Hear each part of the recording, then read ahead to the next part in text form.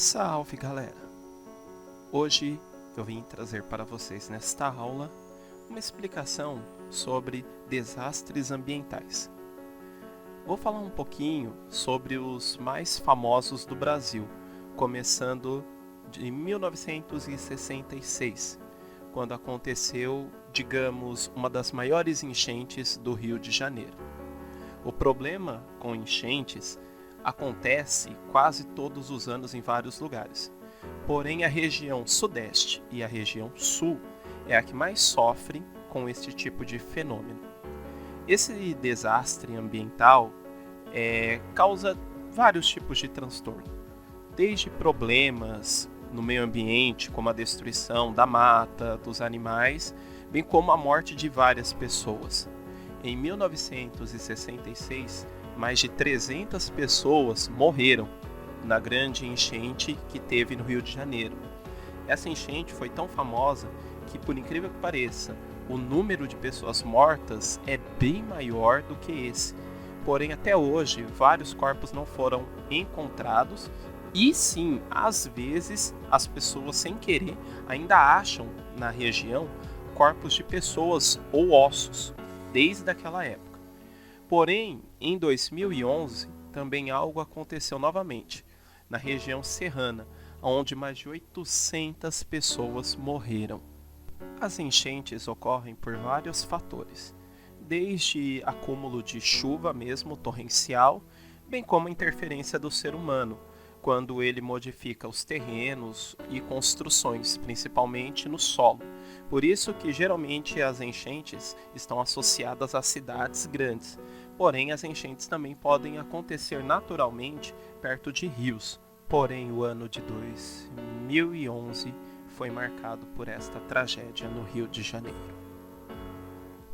A tragédia que devastou 3 cidades no estado do Rio, matou 381 pessoas. Esse é o número mais atualizado. Essa calamidade foi registrada por nossas equipes de reportagem em imagens impressionantes. Mas uma delas ilustra o drama que os moradores da região serrana do Rio enfrentam. É o resgate de uma mulher, flagrado pelo cinegrafista Rogério de Paula, na pequena cidade de São José do Vale do Rio Preto. A reportagem é de Bruno Miceli.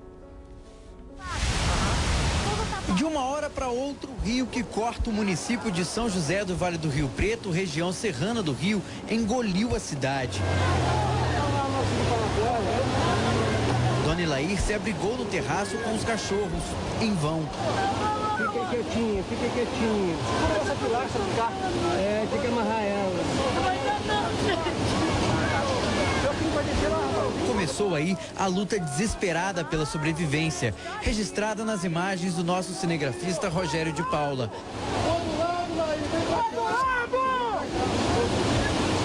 A correnteza chegou onde ela estava. Deus, protege ela, guarda ela, Jesus, pelo amor de Deus. Vizinhos jogaram uma corda. Laí, morra bem forte, Laí, pelo amor de Deus. Ela quer amarrar um cachorro junto da Agora gente. 3 pessoas vão ter que segurar ela. Ô, Laí, primeiro é tu, Laí. Solta o cachorro, Laí. Dá uns 4 nó aí. Ó, aqui, dá um bastante nó, Laí. Passa por debaixo da perna. Ela não vai saber, não. Passa por baixo da perna, Tá Laí. fazendo, tá fazendo. Jesus abençoa, meu Deus, meu Pai. Puxa! Puxa, gente. Puxa, rápido, rápido. Aí, Vai puxando! mais um! Mais um! Puxa, gente. Puxa, gente, todo mundo! Segura, Laí! Oh, misericórdia de Deus! Puxa, gente. Vai! Ai, que merda dentro, Gente, ajuda puxa. aí, gente! Bate o pé na parede! Ajuda a gente! Não aí,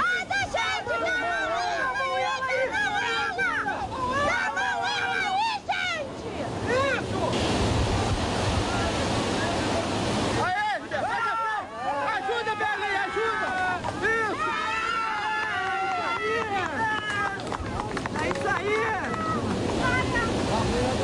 E com a ajuda da sorte, salvaram a vida dessa dona de casa de 52 anos. De acordo com os moradores...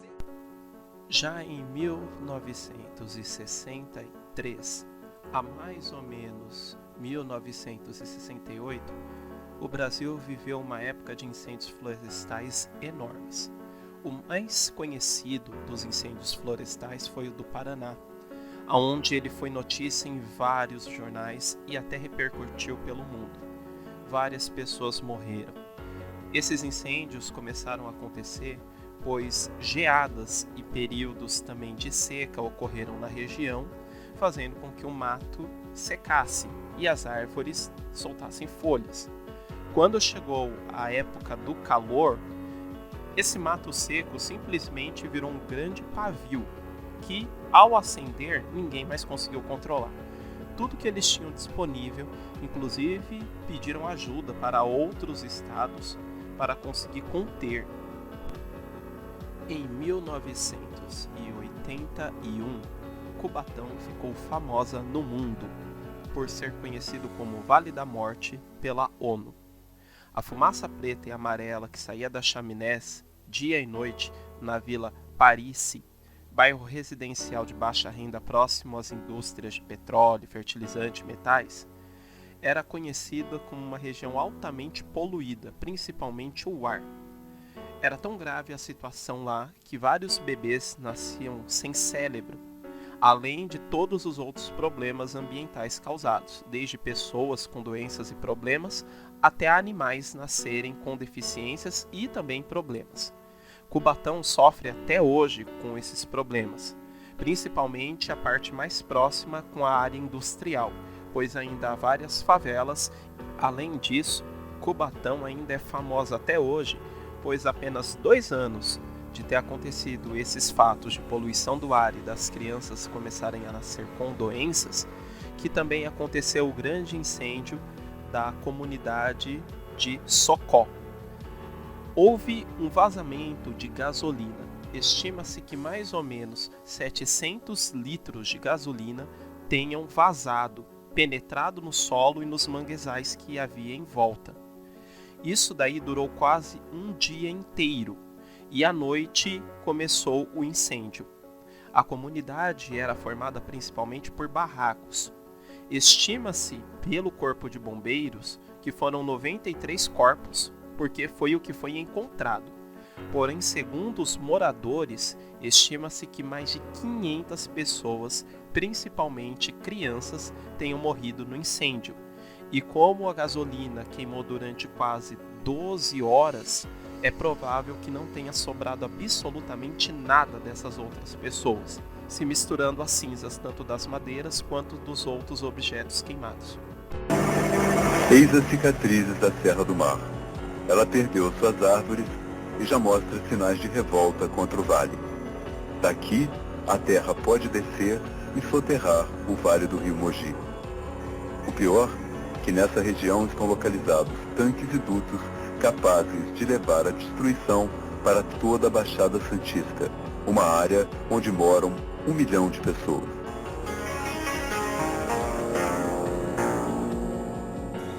Essas pessoas já viram, na sua existência, o maior desastre ecológico do Brasil, o incêndio na Vila Socó.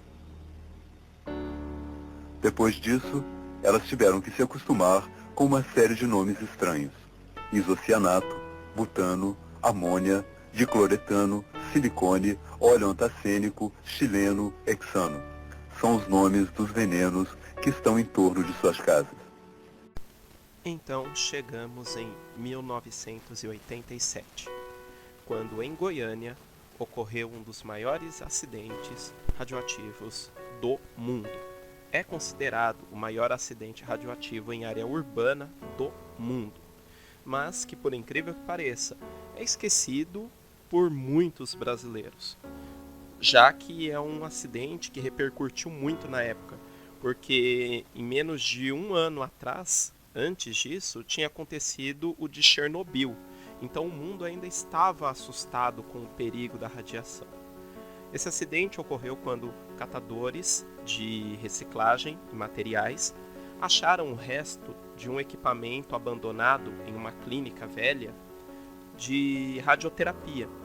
E eles não sabiam que existia algo radioativo lá dentro. Eles só estavam interessados no chumbo, que é um metal pesado e era valioso na época, ainda é. Então eles estavam querendo apenas vender. Porém, quando eles desmontaram e levaram para o ferro velho, eles abriram a cápsula, onde havia césio, que é um pó. Esse material radioativo, como alguns outros, brilha no escuro. Ao vender isso para o dono do ferro velho, o próprio dono percebeu algo brilhando, se interessou e foi aí que começou o problema. Esse material foi tocado, cheirado, vendido, dado de presente. Quando as pessoas começaram a ficar doentes, a mulher do dono do ferro velho resolveu levar isso daí para um hospital para eles verem o que era. E nem os médicos sabiam. No trajeto, dentro do ônibus e o tempo que ele ficou lá dentro do hospital até ir um técnico de física, eles não sabiam o que era nem o que fazer, só deixaram lá. E durante esse tempo contaminou quase todo mundo. Contaminou solo, objetos, animais tiveram que ser sacrificados, várias pessoas tiveram mutações e deformidades, e ainda tem por causa do acidente, bem como os descendentes. A área teve que ser isolada e o material radioativo ainda até hoje está lá. Ele foi enterrado e como a radiação demora muito tempo para ela mesma se dissipar, não há nada a se fazer. Eles limparam com produtos e fizeram o máximo que podia, mas mesmo assim ainda é possível encontrar pequenos vestígios, segundo as últimas reportagens que tem a respeito e fala sobre o lugar. Então Goiânia entrou na história tanto como um acidente radioativo, não só pelo problema causado socialmente, mas também ambientalmente. Foi considerado um desastre ambiental também. Galera, não se esquece que eu tenho um canal de terror e mais pra frente vou fazer um especial sobre Chernobyl e esses acidentes. Lembrando que lá é um vídeo que fala de ciências e de terror e coisas interessantes. Mas que se você tem o coração fraco ou se papai e mamãe não deixam você ver esse tipo de coisa, não assista. Mas lá fica o convite para quem quiser se aprofundar nesses assuntos e conhecer um pouco mais sobre essas coisas que estão acontecendo e que já aconteceram no mundo e que pouca gente conhece, beleza? Eu vou deixar o link do meu outro canal aqui embaixo nos comentários desse vídeo. Quem quiser, é só seguir lá. Valeu! Hoje você vai relembrar no Linha Direta à Justiça um dos momentos mais tristes da história do Brasil. No mês que vem, a tragédia com o Césio 137, aqui em Goiânia, completa 20 anos.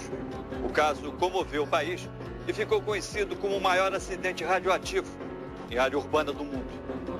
Veja agora como tudo aconteceu.